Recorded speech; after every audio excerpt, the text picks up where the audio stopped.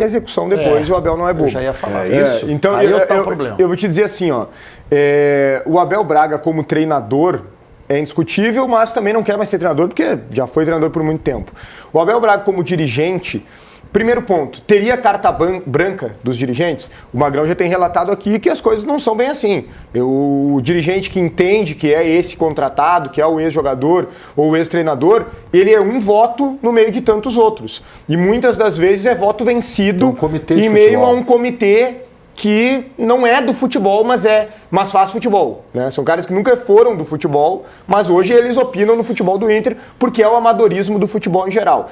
Então eu acho assim, ó, eu acho que o Abel, ele deu uma sugestão que era colocar o D'Alessandro como treinador do Inter.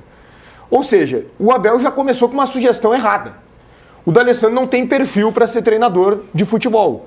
O D'Alessandro é um cara que foi uma liderança técnica em campo e que é explosivo, que gritava, que falava, os jogadores tinham que fazer isso, aquilo, mas na verdade ele nunca foi uma liderança que o grupo olhava para ele e dizia, nossa, esse cara realmente é um bom líder. Ele teve problemas, o Kleber Chicletinho contou outro dia, teve com o Tite, teve com o Fernandão, agora o vestiário não gostava dele. Mas deixa eu então, te fazer como que esse cara vai ser treinador do Inter? Antes do Magrão, tá? A primeira sugestão, concordo errado, eu acho que foi muito no calor do momento, tá? Acho que foi muito no calor do momento. Mas eu te pergunto, conhecendo o perfil. Tu é um cara que acompanha futebol, entende futebol. Vou te perguntar sobre perfil. Como esse coordenador técnico tem que ter o executivo e tem que ter, de forma estatutária, um vice-presidente político, tá?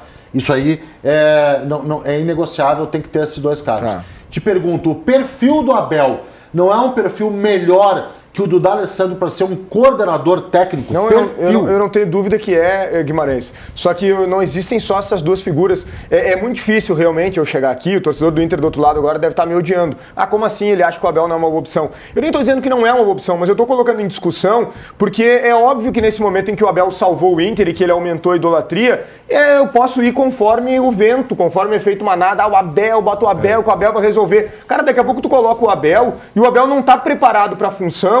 Daqui a pouco ele não tem sequer energia para a função, daqui a pouco ele não vai ter respaldo para a função e daqui a pouco tu vai queimar mais um ídolo. Então o que eu defendo sim, profissionais da bola, mas profissionais preparados e que tenham respaldo para isso. Eu divido, o Magrão pode ajudar, o Magrão vai falar agora e eu quero que ele me ajude no seguinte sentido, o Magrão trabalhou no Inter nessa função e ele vai saber detalhar a função, mas de fora o que eu vejo, Gamba? Uma função que tem três principais exercícios, perfeito. Tá? Uma delas, conversar com o torcedor. O D'Alessandro conversava bem com o torcedor, ele é muito ídolo.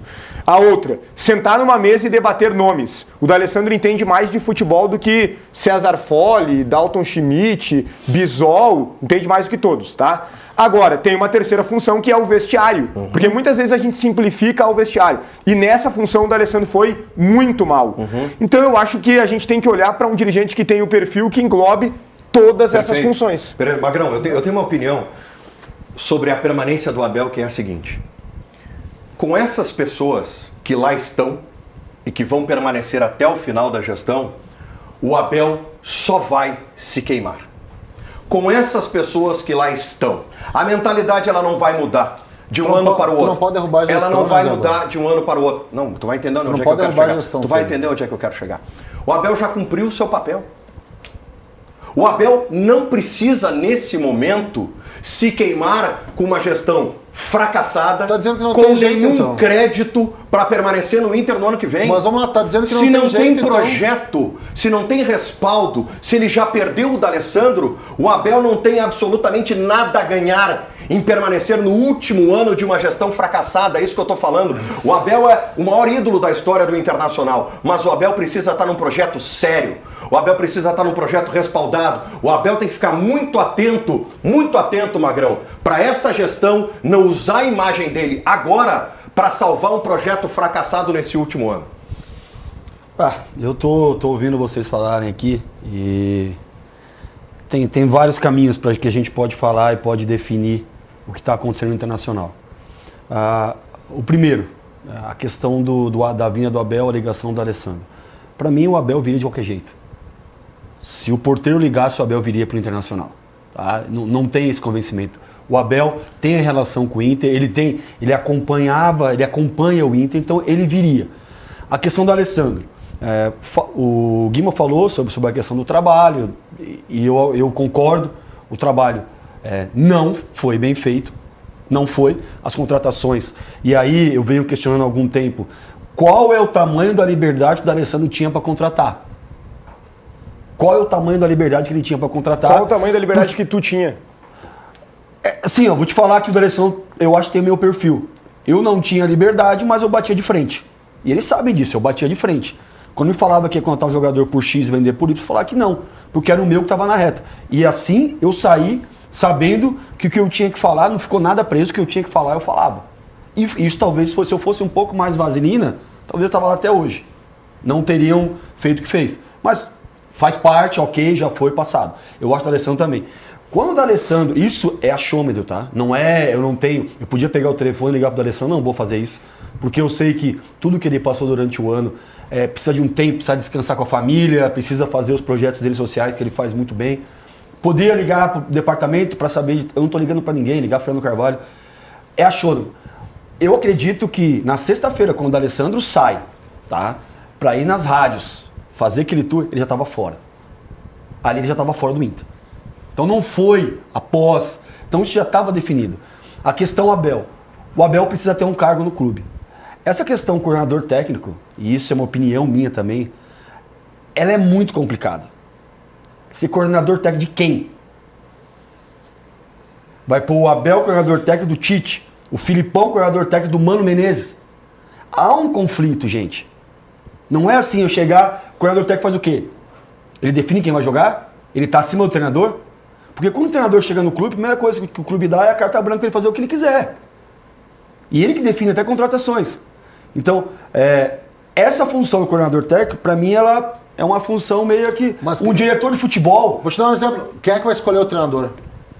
Então, aí que eu tô te falando. Não tem que ser então, essa figura. Mas a preocupação que eu tenho, e eu acho que o torcedor tem, é se usar a imagem do Abel. E o Abel não é bobo. O Abel não é bobo.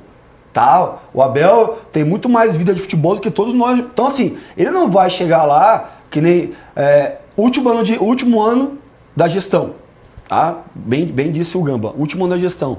A gestão vem nos últimos 3 anos colocando alguém para dar a cara. E foi o último ano do Alessandro, que saiu 20 anos mais velho do Internacional hoje e quase manchado a idolatria dele pelo que ele fez em campo. Não quero saber se tinha relação com o vestiário ou não, mas ele entrou ali para dar uma cara. Não quiseram saber, quando foram contratar o D'Alessandro, qual que era o histórico dele e perfil dele, se ele conseguia ou não gerenciar um vestiário. Não, preciso do D'Alessandro. Saiu um cara que estava ali querendo jogador, ter que trazer um outro para dar um impacto. Tá se implodindo o departamento. Trazer mais um que dá impacto. Chamamos para reunião o Fernando Carvalho jogando no lead. Vamos agregar, vamos fazer. Mas não é assim, gente. A situação do Inter, ela é muito mais complexa e complicada do que parece. O Inter, a gente fala de 15 anos sem títulos. Que eu falei ontem, que fique 18, mas se reestruture. Não adianta a gente querer montar agora uma SWAT, que esse ano o Inter vai ganhar, que não vai. Não vai ganhar. Estamos falando de, o melhor nome para mim é o Tite. Mas como paga o Tite? Primeiro, como todos os jogadores estão aí, que a maioria tem contrato longo, você quebra contrato. Vamos fazer o que fez outros anos? Magrão, manda embora o Depena, vou mandar embora o Gabriel, tá, e aí o que a gente faz? Vai ter 2 folhas de salário? E aí vai... Então, é muito mais complexo. Eu não sei se precisa de... Eu acho que quem tá lá tem que ter responsabilidade. Antes agora querer chamar a gente de fora para ajudar. Quem tá lá, tu falou, os caras que estão lá, e eu tenho um respeito, eu evito citar nomes aqui, mas eu tenho um respeito ali, porque eu trabalhei com eles ali. Cara, tudo que fez, esquece os 5 anos, e esse ano, coloca o pé no chão, saiam com dignidade, deixando o clube numa situação, pelo menos que para quem venha na frente, agora o próximo que venha, consiga pelo menos fazer essa roda girar melhor. Porque se a gente entrar nessa batida de novo, que eu tô vendo, Tite, Não é isso, cara, não é isso. Mas tem que ter alguém. É uma bela leitura essa do Magrão. É uma bela leitura. Porque o buraco do Internacional é muito mais profundo, embaixo. gente, Só que o Gama colocou um negócio, e é legítimo que o Gama pense assim, porque o ano de 2005 te legitima nesse sentido, né? Te autoriza a pensar dessa forma. É que não tem jeito, a gestão é essa, Não tem jeito, não tem o que fazer. Cara, é ver o que errou e contratar alguém para pensar o futebol. É isso que eu tô propondo. Alguém para pensar o futebol. Tá, mas quem aí eu vou te dar... Quem tem que pensar o futebol... Quem tem que pensar o futebol, Luiz, não é a turma que se reúne nesse comitê. Esse comitê falhou. Esse comitê fracassou. Foi incompetente. Vocês não deram certo como pensadores de futebol. Isso. E vocês têm que entender isso. E ao entender isso, contratar alguém para pensar o futebol. E esse eu cara, vou explicar, porque a gente está falando de comitê, eu vou explicar como é que funciona. Para mim, desculpa, Gama, só pra você continuar. Para mim, esse é um cara que pensa futebol, que entende futebol, só que tem que saber aonde vai colocar ele, isso que tá o não problema. numa... eu sou o coordenador. Não, é isso, tem que saber é isso que eu tô dizendo. Aonde se coloca um cara desse tamanho. Sim. Mas é que se é no sabe, vestiário... eu vou trazer uma relação para vocês. Mas tu tá dizendo que não adianta, Gamba. Mas é pegar alguém que pense futebol. Como mas é que as pessoas são as mesmas, é isso que eu tô te dizendo. Tenham a humildade de pegar alguém que pense futebol, dando carta branca, dando autonomia, para que se entenda que esse comitê, que é formado por caras do Conselho de Gestão, pelo Dalton Schmidt, antes Sérgio César Fole, para que essas pessoas entendam e tenham humildade, desculpa, Luiz, e tenham humildade de que outra pessoa, que talvez não esteja no Inter, pense o futebol. É isso que eu proponho. Cara, em 5 anos não fizeram isso. A leitura de vocês está corretíssima. Em nome da vaidade, em nome da soberba, em nome do ego. Uma hora a humildade chega. Tu tá muito otimista. A leitura de vocês foram muito pontuais em vários setores ali. O Magro também foi bem pontual ali. E eu entendi e prestei muita atenção para o que vocês falaram. A questão é que o Abel é um cara que vocês já perceberam que ele está cansado, né? Ele já trabalhou muito, ele já conquistou muita coisa pelo próprio Inter, que ele chegou aí 2 jogos e tirou o Inter de uma situação extremamente crítica. E eu sinto que o Abel ainda está naquela empolgação de ter vindo, de ter recebido muito carinho dos torcedores, de ter muitas pessoas na volta dele falando assim: fica, Abel, faz um trabalho com a gente, faz o Inter mudar de patamar, de mentalidade. Mas será que o Abel realmente quer isso para a vida dele? A gente sente que o Abel está cansado. Chega um momento na vida, na nossa vida, que a gente cansa. E a gente sente que o Abel está cansado do futebol. E ele sabe que essa gestão realmente foi uma gestão fracassada e que tem mais um ano. Sim. E aí que eu acho que ele tem muita dúvida de permanecer. Porque a gente está falando aqui, o Abel vai ficar, aí outros falam, eu acho que ele não vai pensar. Sinceridade, na cabeça dele, ele não quer isso. Tu me deu um gancho perfeito, Bruno, que é o seguinte, ó. Pessoal, torcida do Inter, não joguem essa responsabilidade pro Abel. Tem mais Se um o Abel ano de tomar a decisão tem mais dele um ano de gestão. lá no Leblon, de permanecer no Rio de Janeiro, vivendo a vida dele, curtindo a netinha dele, já conquistou tudo, tá? A escolha é dele. Cara, mas o Abel não tem compromisso nenhum. O Abel não tem compromisso nenhum. Quem precisa do Abel, eu tô pregando isso. Pra mim, quem precisa do Abel é o Inter. É óbvio. O contrário, não. É que sabe o que é? Eu acho que a gente tocou em pontos bem importantes aqui. O Gamba tá olhando pelo lado do Abel, né? E tá correto. O Abel não vai entrar numa barca furada, velho. É um último ano de gestão, não sabe o que vai acontecer. E o que o Guimarães falou aqui, Guimarães, tu tá falando sobre o mundo ideal. E eu concordo plenamente contigo, eu falo muito sobre isso aqui. Por mim, poderia até ter 2 dirigentes ex-jogadores, ou um ex-treinador e um ex-jogador. Um cuida mais das questões diretivas, dessas reuniões de contratações,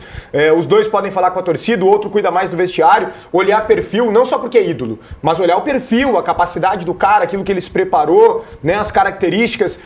Por quê? Porque eu defendo que pessoas da bola tomem decisões no futebol. Para mim isso é tão básico, né, mas está muito longe do que acontece de fato. Mas a gente está distante disso, sabe por quê? Nós estamos vivendo isso no futebol brasileiro, Exato, e eu vou te fazer uma relação com a SAF. Os clubes querem SAF? Os conselheiros querem SAF? Não, eles não querem SAF. Sabe por quê? Porque daí acaba a brincadeira. Porque aí eles vão entregar para o empresário e eles não vão mais brincar. Porque os conselheiros, eles esperam a vez deles de brincar com o clube. E por que eu falo brincar? Porque, de fato, é uma espécie de uma brincadeira. Porque é o cara que é advogado, é o cara que é arquiteto, é o cara que é engenheiro. Ele não sabe nada de futebol, mas ele acha que sabe. E aí ele ganha, de alguma forma, a eleição e ele toma todas as decisões. E o voto dele é mais pesado do que o voto do Magrão na reunião, que jogou bola. Que é isso mais é um pesado. absurdo. É um absurdo. Mais pesado do que o voto do D'Alessandro. Então, o que eu quero te dizer com isso? Tô fechado contigo. Tem que ser o Abel, junto do Magrão, junto do D'Alessandro, para tomar as decisões. Só que aí tu acaba com a brincadeira. O Filipão foi contratado pelo Grêmio, sabe o que aconteceu? O Filipão vai cuidar da base. Então vocês, Filipão cuida da base. Filipão não entra no vestiário. Porque quem decide sou eu, o brilhante advogado. Isso é ridículo no futebol. Deixa eu Ridículo no futebol. Deixa eu tentar. Quando você falou disso de sentar na mesa, quando vem o nome do capa pra gente, cara, eu vou pra minha casa e assisto 30 jogos do cara. Eu vejo uma porrada de jogo. Pra depois sentar na mesa e pelo menos ter argumento. Porque tem alguns jogadores que o capa te traz e tu não consegue ver todos. Então assim, tu assiste, tu vê histórico, tu vê perfil. Tudo isso não que você vai... É pra diminuir o teu erro. Não que tu não vai errar. Mesmo com toda a experiência que tem no futebol, não quer dizer que você não vai errar. Tá? Mas tu diminui o teu erro quando você assiste. Com certeza. Mas o que vocês falaram é muito importante isso. E aqui, toda vez que estou aqui parece que estou dando porrada e estou criticando. Cara, nada disso. Eu tô tentando mostrar um lado das coisas como acontecem. E é o meu lado como eu entendo que acontece. A gente vai lá, assiste, ajusta daqui e dali e traz o jogador. O futebol não é uma empresa onde você compra essa cadeira por 5 e você vende ela. Daqui 2 meses você vai pegar, ela vai desvalorizar um pouco. O futebol é valorização. Tu tem que comprar por 5 e potencializar esse cara para vender por 10. E se ele não te der retorno financeiro, que te dê retorno técnico em campo. Quando você traz um Fernando com 37 anos, que foi um criticado, eu não esperava retorno financeiro dele. Eu esperava retorno técnico. Eu esperava que ele orientasse o Matheus Dias, que ele orientasse o Bruno Gomes. Fosse um líder. Que ele fosse um líder. Então, e quando traz o pessoal do corporativo, que eles estão acostumados com os números, é assim, ó. Eu compro por 1, tenho o meu lucro em cima o meu over em cima da roupa que minha mulher tem loja de roupa, tem roupa. Eu compro por 50, tenho tanto por cento em cima e vendo lá no final ela era tanto. Futebol não é assim. E o futebol vai acontecer de trazer um jogador que não deu certo. E aí o que eles fazem quando não dá certo? Manda embora, encosta. Não tem um Abel, alguém para tentar, um treinador para conversar e potencializar esse cara, e recuperar esse cara. Aquele abraço do Aguirre, recuperar o cara. É isso aí.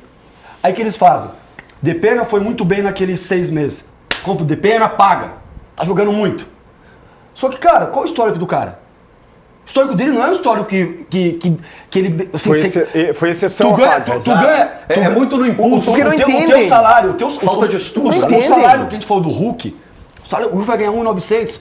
Só que a trajetória dele faz ele ganhar isso. Perfeito. É a trajetória do Hulk merecedor, que ele né, senta mano? na mesa e negocia. merecedor. Tu olha o histórico do jogador. É merecedor. Quando você traz um jogador que não tem histórico e ele faz o primeiro ano bom, tu não pode pôr o salário lá em cima. Pra mim, assim, tá? E aí o que acontece? Aí agora, só terminar, desculpa. perfeito. Agora o que acontece? Foi mal, né? O time foi mal. Vamos fazer o quê? Manda o torcedor quer isso e a diretoria vai do lado passional, manda todo mundo embora, encosta um, empresta, paga salário, manda pra lá, pra cá, contrata de novo.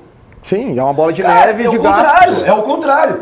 O que tem aí é esses jogadores. Deixa eu exemplificar, Tem que tentar potencializar e tirar o máximo que pode pra não perder mais dinheiro ainda que vem perdendo ao longo dos anos. Deixa eu exemplificar isso bem rapidinho. Exatamente o que o Magrão tá falando, o Mano fez no Grêmio com o Amuso. Com o Amuso. O Amuso foi contratado pelo Grêmio, um valor considerável mensal. Esse jogador se lesionou, não deu a resposta que se esperava, estava totalmente encostado, o pessoal tinha desistido dele. O Mano falou: não, só um pouquinho, eu vou recuperar esse cara. Eu vou trabalhar e vou recuperar ele. Quer mais um exemplo? Pavon. A torcida não queria ver pintada de ouro o Pavon na frente, porque o Quinteiros fazia o Grêmio jogar em cima do Pavon, desgastou o jogador. O Mano recuperou. Pavon se tornou um super jogador? Não, mas voltou a ser útil, pelo menos. Antes ele não podia pisar na beira do gramado, que era vaiado. Então é isso que alguém que entende de futebol faz. recupera e não descarta o jogador. O próprio Edenilson, o Mano, fez ser útil ao longo da temporada quando a torcida não queria mais. Então, as pessoas, os políticos, eles precisam entender que eles têm as suas profissões e eles nem têm tempo sequer para olhar 30 jogos, como o Magrão disse que olhou. Então, entrega na mão dos profissionais que entendem. Não o analista. É uma mania de falar, tá? E eu não tô falando que o analista não é importante, tá? O analista, ele é importante também, mas ele é uma parte do processo. Quem é a parte mais importante do processo é quem realmente jogou ou treinou. Esse cara tem a vivência, esse cara sabe fazer. Esse cara é quem tem que tomar a decisão final.